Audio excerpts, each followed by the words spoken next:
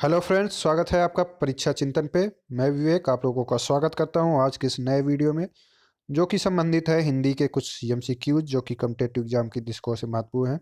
आप कोई भी कॉम्पिटिटिव एग्जाम दे रहे हो, यूपी ट्रिपल एससी, यूपीपी या कोई भी एमपीपी हुआ, तो उसमें हिंदी से क्वेश्चन पूछे जाते हैं। तो आज की इस वीडियो में हम कुछ महत्वपूर्ण क्वेश्चन हैं हिंदी के जो कॉम्पिटिटिव एग्जाम में पूछे गए हैं या पूछे जाने की संभावना है, तो उन्हीं को आज की इस वीडियो में हम टॉप 25 क्वेश्चन जो हैं उनको सॉल्व करेंगे। चलिए स्टार्ट करते हैं। जिन्होंने अभी तक चैनल को सब्सक्राइब नहीं किया है वो चैनल को सब्सक्राइब कर लीजिए और लाइक कमेंट जरूर करें, शेयर जरूर करें। चलिए स्टार्ट करते हैं। पहला प्रश्न है, संक्षेपण कितने शब्दों में लिखना चाहिए? चार ऑप्शन दिए गए हैं। ऑप्शन की तरफ देखते हैं। पहला ऑप्शन है 1/3 शब्दों में लिखना चाहिए। दूसरा है बी ऑप्शन है आधे शब्दों में लिखना चाहिए। सी ऑप्शन है 2/3 शब्दों में लिखना चाहिए और डी है 3/4 शब्दों में। तो यहाँ पे पूछा जा रहा है प्रश्न में संक्षेपण जो है वो कितने शब्दों में लिखना चाहिए। पहले हम जान लेते हैं संक्षेपण होता क्या है। तो किसी भी लेख या आख्यान को उसके मुख्य भाव या विचार छोड़े बिना 1/3 भागों में लिखना संक्षेपण कहलाता है। इसे हम साल लेखन के नाम से भी जानते हैं। तो संक्षेपण जो है उसे हम साल लेखन के रूप में भी पहचानते हैं, जानते हैं। संक्षेपण जो है वो किसी भी लेख या आख्यान जो होता है उसका मुख्य भाव या विचार को छोड़े बिना हम 1/3 शब्दों में उसे लिखते हैं, तो उसे हम संक्षेपण या सार लेखन भी कहते हैं। तो ऑप्शन ए जो है वो सही होगा। 1/3 शब्दों में हमें संक्षेपण जो है वो लिखना चाहिए, जिसे हम साल लेखन कहते हैं। तो राइट आंसर हो जाएगा ए, 1/3 शब्दों में। तो संक्षेपण जो है वो कितने शब्दों में लिखना चाहिए? तो ए हो जाएगा 1/3 शब्दों में। अगले प्रश्न की तरफ बढ़ते हैं। प्रश्न संख्या 2, वैयक्तिक पत्र किनके मध्य लिखा जाता है? चार ऑप्शन दिए गए हैं, तो ऑप्शन की तरफ देखते हैं। पहला है व्यवसायियों के मध्य, बी है सरकारी अधिकारियों के मध्य, सी है सगे संबंधियों मित्रों के मध्य और डी है पाठक और संपादक के मध्य। जिसमें प्रश्न में पूछा जा रहा है वैयक्तिक पत्र जो है वो किनके दो मध्य जो है वो पत्र जो है वो लिखा जाता है। तो इसमें सही ऑप्शन जो होगा वो होगा सी, सगे संबंधियों एवं मित्रों के मध्य जो है वो वैयक्तिक पत्र जो है वो लिखा जाता है। वैयक्तिक पत्र उन्हें कहा जाता है। तो पहले हम वैयक्तिक पत्र के बारे में भी जान लेते हैं। वैयक्तिक पत्र जो है उन्हें कहा जाता है जो पत्र व्यक्तिगत विषयों के संबंध में, इसमें ये होता है कि व्यक्तिगत विषय जो हैं वो उनके संबंध में हम अपने मित्रों, सगे संबंधियों एवं पारिवारिक सदस्यों के मध्य लिखते हैं। जिसमें व्यक्तिगत पत्र में हम जो है व्यक्तिगत विषय जो होता है, आपसी विषय जो है व्यक्तिगत विषय, वो हम अपने मित्रों, परिवार या सगे संबंधी जो हैं उनके मध्य में हम ये पत्र लिखते हैं। तो व्यक्ति पत्र जो है वो सगे संबंधियों एवं मित्रों के मध्य लिखा जाता है। राइट आंसर जो हो जाएगा वो सी। अगले प्रश्न की तरफ बढ़ते हैं। प्रश्न संख्या 3, च छ ज झ य का उच्चारण होता है। चार ऑप्शन दिए गए हैं। ए है ओष्ठ, बी है दंत से, सी है तालु से, डी है मूर्धन। तो इसमें में से आपको बताना है कि च छ ज झ य जो है उसका उच्चारण स्थान क्या होता है, तो उसके बारे में इसमें बताना है। तो ऑप्शन देखते हैं। तो इसमें ऑप्शन सी सही है, तालु से संबंधित है। च छ ज झ जो है वो तालु से इसका उच्चारण स्थान जो है वो तालु है।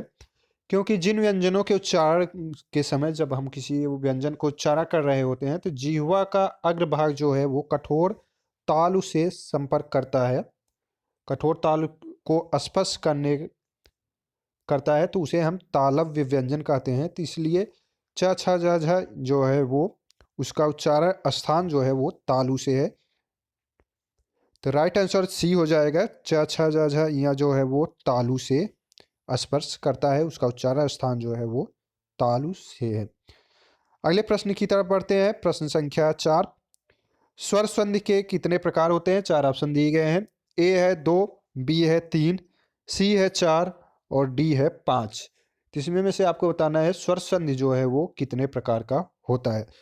तो राइट आंसर जो होगा प्रश्न ऑप्शन अगर हम देखें तो डी ऑप्शन सही है। 5 जो है वो स्वर संधि के प्रकार होते हैं। तो जो कॉम्पिटिटिव एग्जाम में पूछा जाता है, काफ़ी बार पूछा जाता है स्वर संधि के प्रकार कितने होते हैं, तो वो 5 होते हैं। पहला है दीर्घ स्वर, स्वर संधि में जो है वो दीर्घ संध आता है। दीर्घ संधि के बाद गुण संधि आता है। दूसरे नंबर पे बात करें तो गुण संधि हो जाएगा। तीसरे नंबर पे वृद्धि संधि होता है और चौथे नंबर पे है यड़ संधि और पांचवें नंबर पे चौथे नंबर पे यड़ संधि हो जाएगा और पांचवें नंबर पे अयाद संधि। तो ये 5 जो है वो स्वर संधि के प्रकार हैं। ये आपको याद रखना है। स्वर संधि जो है वो कितने प्रकार के होते हैं? 5 प्रकार के होते हैं।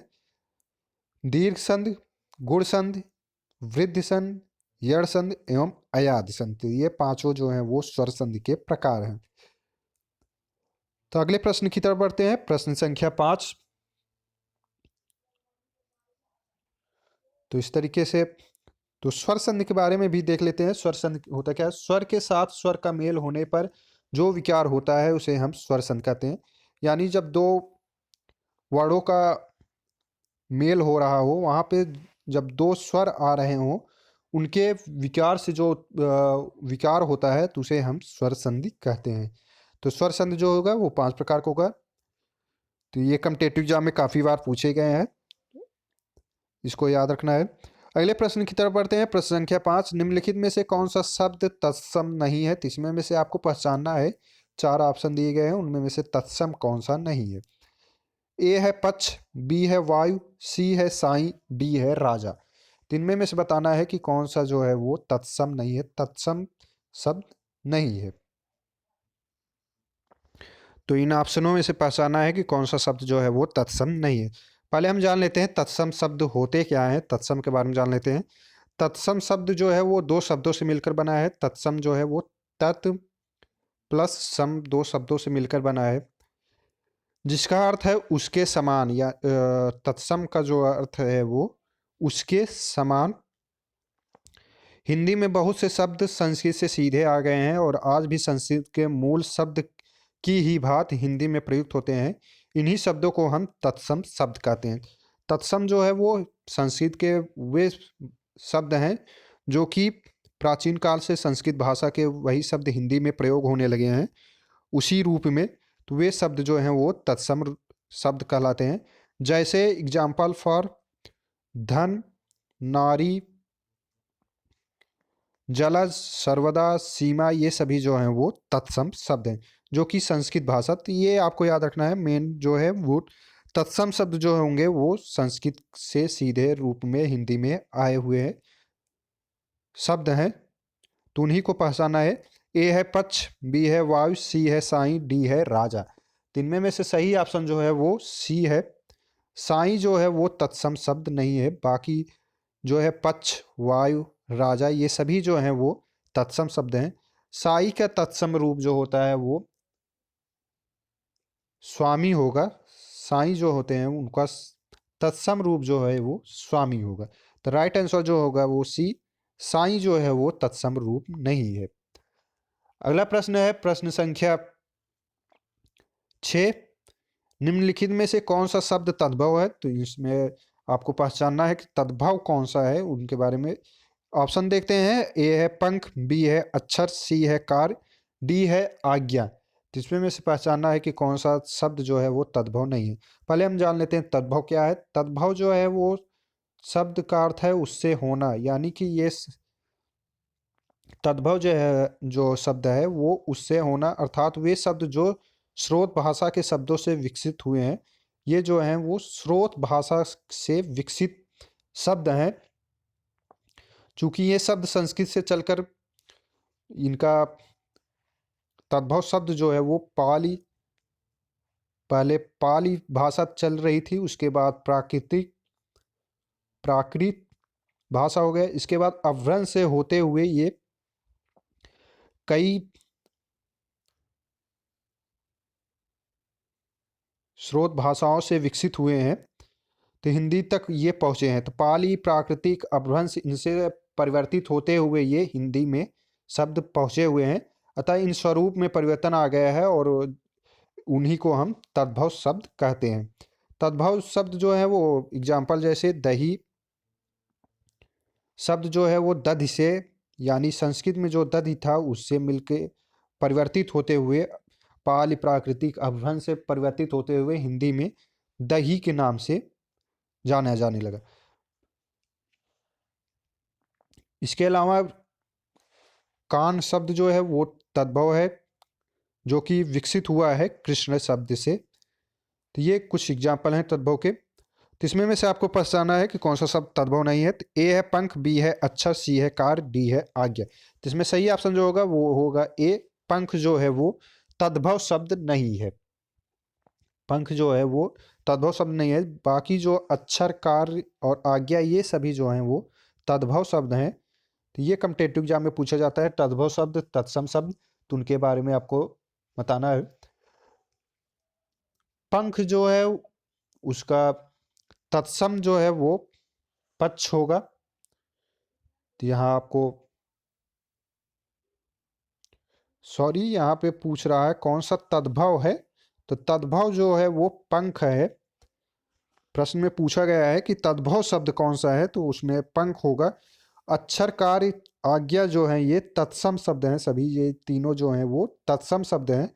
जबकि पंख जो होगा उसका तत्सम रूप जो होगा वो पक्ष होगा। पंख का तत्सम रूप जो होगा वो पक्ष होगा। तो यहाँ पे पंख दिया गया है, तो ये तद्भव शब्द है। तो राइट आंसर ए हो जाएगा, पंख जो है वो तद्भव शब्द है। अगला प्रश्न है प्रश्न संख्या 7, मृग नयन में कौन सा समास है? 4 ऑप्शन दिए गए हैं। अव्ययी भाव समास, बी है कर्मधारय समास, सी है तत्पुरुष समास, डी है द्वंद्व समास। तीन में से आपको पहचानना है कि कौन सा समास मृग नयन में पाया जाता है। तो राइट आंसर जो होगा इसमें बी होगा, कर्मधारय समास। मृग नयन में कौन सा समास है? तो वो बी हो जाएगा, कर्मधारय समास। जिस समास में पूर्व पद जो होता है, प्रथम पद जिसे हम कहते हैं विशेषण हो, और उत्तर पद बाद का पद जो होता है, उत्तर पद जिसे हम कहते हैं, उत्तर पद जो है वो विशेष से हो। यानी कि इसमें कर्मधारय समास जो होते हैं वो उनका पूर्व पद जो है वो विशेषण होगा और उत्तर पद जो है वो विशेष से होगा। कर्मधारय समास कहलाता है। तो कर्मधारय समास का पहचान जो है वो हम किस प्रकार कर सकते हैं, तो उसके बारे में। तो पहला पद जो है वो विशेषण होगा, दूसरा पद जो उत्तर पद होगा, बाद का पद होगा, वो विशेष होगा। तो मृग नयन में कौन सा समास है? तो वो कर्मधारय समास है, क्योंकि मृग जो है वो विशेषण है और नयन जो है विशेष है। तो राइट आंसर जो होगा बी होगा। अगला प्रश्न है प्रश्न संख्या 8, कौन सा शब्द विष्णु का पर्यायवाची नहीं है? 4 ऑप्शन दिए गए हैं। ए है केशव, बी है चक्रपाणी, सी है दामोदर, डी है मुक्त पुरुष। तो इनमें से पहचानना है कि कौन सा ऑप्शन जो है वो विष्णु का पर्यायवाची नहीं है। तो ऑप्शन की तरफ हम देखते हैं, तो केशव, चक्रपाण, दामोदर ये सभी जो है वो विष्णु के पर्यायवाची शब्द हैं। जबकि मुक्त पुरुष जो है वो सन्यासी का पर्यायवाची है। मुक्त पुरुष जो है वो है किसका पर्यायवाची है? तो वो है सन्यासी। तो ये आपको याद रखना है, सन्यासी का पर्यायवाची है मुक्त पुरुष। ये भी आपको यहाँ से एक प्रश्न बन सकता है, मुक्त पुरुष किसका पर्यायवाची है? सन्यासी। केशव, चक्रपाणी और दामोदर जो है वो कृष्ण के पर्यायवाची हैं, तो विष्णु के। तो ये राइट आंसर हो जाएगा। अगला प्रश्न है प्रश्न संख्या 9, निष्कलुष का विलोम शब्द क्या होगा? 4 ऑप्शन दिए गए हैं। ए है कुख्यात, बी है कृतज्ञ, सी है कलुष और डी है कड़वा। तीन में से निष्कलुष का विलोम शब्द जो होगा वो कलुष होगा, जबकि कुख्यात प्रख्यात का, कृतज्ञ कृतज्ञ का तथा कड़वा मीठा का विलोम होगा। तो यहाँ कड़वा जो है वो उसका विलोम मीठा होगा। कलुष का जो है वो निष्कलुष हो जाएगा। कृतज्ञ हो जाएगा और कुख्यात का विख्यात हो जाएगा या प्रख्यात जिसे हम कहते हैं, तो ये हो जाएगा। तो इसमें राइट आंसर जो होगा सी होगा, निष्कलुष का विलोम शब्द जो है वो कलुष होगा। अगला प्रश्न है प्रश्न संख्या 10, अभिज्ञ अनभिज्ञ शब्दों का सही अर्थ बताइए। 4 ऑप्शन दिए गए हैं। अज्ञान ज्ञानी, ज्ञानी पढ़ना, सी है जानकार ना जानकार, डी है अगम्य गम्य। तीन में से आपको बताना है कि अभिज्ञ अनभिज्ञ शब्द का सही अर्थ क्या होगा। तो राइट आंसर जो होगा वो सी होगा, जानकार या ना जानकार। तो अभिज्ञ जो है वो जानकार होते हैं, अनभिज्ञ मतलब उनको जानकारी नहीं है, ना जानकार तो उन्हें अनजान। तो राइट आंसर सी हो जाएगा। अगला प्रश्न है प्रश्न संख्या 11, जो आंखों के सामने हो के लिए एक शब्द बताइए। 4 ऑप्शन दिए गए, सामाजिक, बी है प्रत्यक्ष, सी है सुलभ, डी है प्रीतम। तो इसमें में से आपको पहचानना है कि जो ऑप्शन दिए गए हैं, जो आंखों के सामने हो तो उसे हम प्रत्यक्ष कहते हैं। आंख के सामने जो दिखाई दे रहा है वो प्रत्यक्ष होता है, तो इसलिए राइट आंसर जो हो जाएगा बी हो जाएगा। अगला प्रश्न है प्रश्न संख्या 12, अर्थ के आधार पर वाक्य के भेद बताइए। अर्थ के आधार पर कितने प्रकार के वाक्य होते हैं उनके बारे में बताना है। तो ए ऑप्शन है 2, बी है 4, सी है 6, डी है 8। तो इसमें सही ऑप्शन जो होगा वो होगा 8। 8 प्रकार के वाक्य जो हैं वो हिंदी में पाए जाते हैं अर्थ के आधार पे। यहाँ पे अर्थ के आधार पर पूछा गया है वाक्य के कितने भेद होते हैं, तो वो होता है 8, जिसमें से विधिवाचक वाक्य, निषेधवाचक वाक्य, आज्ञावाचक वाक्य, विस्मयवाचक वाक्य और संदेहवाचक वाक्य हो जाएगा, इच्छावाचक वाक्य, प्रश्नवाचक वाक्य। इस तरीके से अर्थ के आधार पर वाक्य के भेद जो है वो 8 होते हैं।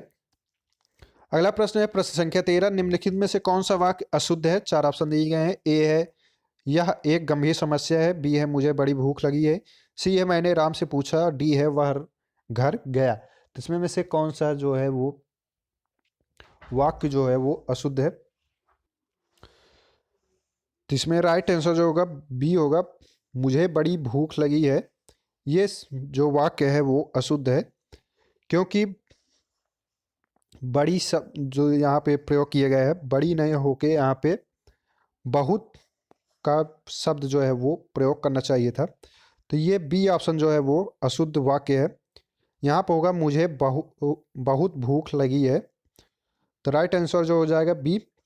अगला प्रश्न है प्रश्न संख्या 14, निम्नलिखित में से कौन सा शब्द पुल्लिंग है। 4 ऑप्शन दिए गए हैं। ए है अंधेर, बी है नकेल, सी है मुंडेर, डी है बटेर।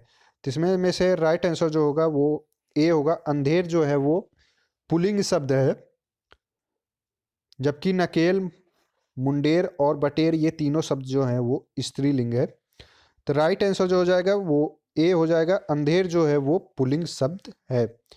अगला प्रश्न है प्रश्न संख्या 15, सामसिक पदों पुनरुक्त युग्म शब्दों के मध्य प्रयोग किया जाता है। 4 ऑप्शन दिए गए हैं। ए है अल्प विराम, बी है अर्धविराम, सी है योजक चिन्ह, डी है उद्धरण चिन्ह। तो इसमें राइट आंसर जो होगा वो होगा सी, योजक चिन्ह का प्रयोग हम करते हैं सामसिक पदों युग्म शब्दों के बीच। किसी तो जैसे माता पिता हुआ, तो इनमें हम योजक चिन्ह का प्रयोग करते हैं। तो राइट आंसर जो होगा वो सी होगा। अगला प्रश्न है प्रश्न संख्या 16, सावधान करना के अर्थ में मुहावरा है। 4 ऑप्शन दिए गए हैं, तो उनमें में से पहचाना है कि कौन सा सावधान करना का मुहावरा है। ए है आंख दिखाना, बी है कान खोलना, सी है ओठ चबाना, डी है खून पीना। तो इसमें सही ऑप्शन जो होगा वो बी होगा, कान खोलना जो है वो सावधान करने का मुहावरा है। तो राइट आंसर जो हो जाएगा वो बी। अगला प्रश्न है प्रश्न संख्या 17, हृदय पवित्र तो सब कुछ ठीक के अर्थ में लोकप्रिय है। ए है मान न मान मैं तेरा मेहमान, बी है मार मार कर हकीम बनाना, सी है पराया धन पर लक्ष्मी नारायण, डी है मन चंगा तो कठौती में गंगा। तो इसमें सही ऑप्शन जो होगा वो डी होगा, मन चंगा तो कठौती में गंगा, हृदय पवित्र तो सब कुछ ठीक का लोकवत्तिक जो है वो है।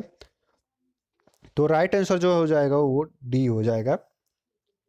अगला प्रश्न है प्रश्न संख्या 18, वाराणसी गोरखपुर आरा के मध्य कौन सी भाषा बोली जाती है। 4 ऑप्शन दिए गए हैं। ए है अवधी, बी है भोजपुरी, सी है कौरवी, डी है मैथिली। तो इसमें सही ऑप्शन जो होगा वो बी होगा, भोजपुरी जो है वाराणसी गोरखपुर और आरा क्षेत्र जो है वो इन सभी क्षेत्रों में भोजपुरी भाषा जो है वो प्रयोग की जाती है। अवधी भाषा जो है वो सुल्तानपुर, फैजाबाद, इन सभी लखनऊ साइड में ये भाषा प्रयोग किया जाता है। तो राइट आंसर जो होगा वो बी होगा, भोजपुरी शब्द जो है वो भाषा जो है वो वाराणसी गोरखपुर आरा के बीच बोला जाता है। अगला प्रश्न है प्रश्न संख्या 19, शुद्ध वर्तनी का चयन कीजिए। 4 ऑप्शन दिए गए हैं। ए है ऋषि, बी है ऋषि, सी है ऋषि और डी है ऋषि। राइट आंसर जो हो जाएगा वो ए, ऋषि जो है वो शुद्ध वर्तनी शब्द है, बाकी ऋषि ये सभी शब्द जो हैं वो अशुद्ध हैं। तो राइट आंसर ए। अगला प्रश्न है प्रश्न संख्या 20, निम्नलिखित में से किशोरी लाल गोस्वामी रचित कहानी कौन सी है? 4 ऑप्शन दिए गए हैं। ए है प्लेग की चुड़ैल, बी है पंडित और पंडिताइन, सी है इंदुमती, डी है 11 वर्ष का समय। जिसमें राइट आंसर जो होगा वो सी होगा। इंदुमती जो है वो किशोरी लाल गोस्वामी रचित कहानी है, तो राइट आंसर सी हो जाएगा, इंदुमती।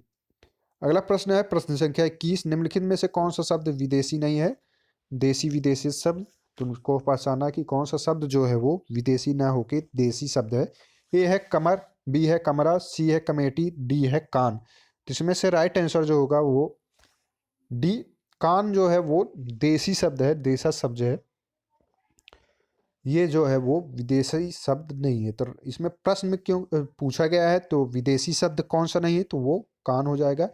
कान जो है वो देसी शब्द है, तो राइट आंसर डी हो गया। अगला प्रश्न है प्रश्न संख्या 22, कौन सा शब्द पुल्लिंग है? उनके बारे में आपको पहचानना है कि कौन सा शब्द इसमें में दिया गया है वो पुल्लिंग है। ए है मंत्रणा, बी है सभा, सी है मंडली, डी है न्याय। तो इसमें सही ऑप्शन जो होगा वो डी होगा। डी जो है वो न्याय जो है वो पुल्लिंग शब्द है, तो राइट आंसर जो होगा डी होगा। दिए गए विकल्पों में न्याय शब्द जो है वो पुल्लिंग है, जबकि मंत्रणा, सभा व मंडली स्त्रीलिंग शब्द है। तो ये तीनों जो है वो स्त्रीलिंग शब्द हैं, जबकि ऑप्शन में दिए गए न्याय जो है वो पुल्लिंग शब्द है। अगला प्रश्न है प्रश्न संख्या 23, विभिन्न पत्रों में अभिनिवेदन के रूप में लिखा जाता है। पत्र में जब हम अभिनिवेदन के रूप में हम किस का प्रयोग करते हैं? 4 ऑप्शन दिए गए हैं। ए है आपका, बी है भावदीय, सी है शुभेच्छु, डी है शुभ चिंतक। तो विभिन्न पत्रों में हम जो है वो अभिनिवेदन के रूप में हम भावदीय शब्द का प्रयोग करते हैं। भावदीय जो है वो लिखा जाता है, कोई लेटर अगर हम लिख रहे हैं तो वहाँ पे हम भावदीय आप या आपका, तो भावदीय जो है वो विभिन्न पत्र जो हैं वहाँ पे प्रयोग जो है मैक्सिमम जो होता है वो भावदीय का प्रयोग किया जाता है। आपका भावदीय, उसके नीचे अपना नाम डालते हैं। तो इसमें राइट आंसर जो हो जाएगा बी हो जाएगा। तो ये कुछ महत्वपूर्ण क्वेश्चन है जो कि कॉम्पिटिटिव एग्जाम में पूछे जाते हैं या पूछे गए हैं, तो उन्हीं को आज की इस वीडियो में हम लोग देख रहे थे, जो कि कॉम्पिटिटिव एग्जाम की दृष्टिकोण से महत्वपूर्ण है। जिन्होंने टेलीग्राम ग्रुप नहीं ज्वाइन किया है, टेलीग्राम का डिस्क्रिप्शन लिंक हम दे देंगे, तो वहाँ से आपको ये PDF भी मिल जाएगा। वीडियो पसंद आया हो लाइक सब्सक्राइब शेयर जरूर करें। वीडियो देखने के लिए धन्यवाद।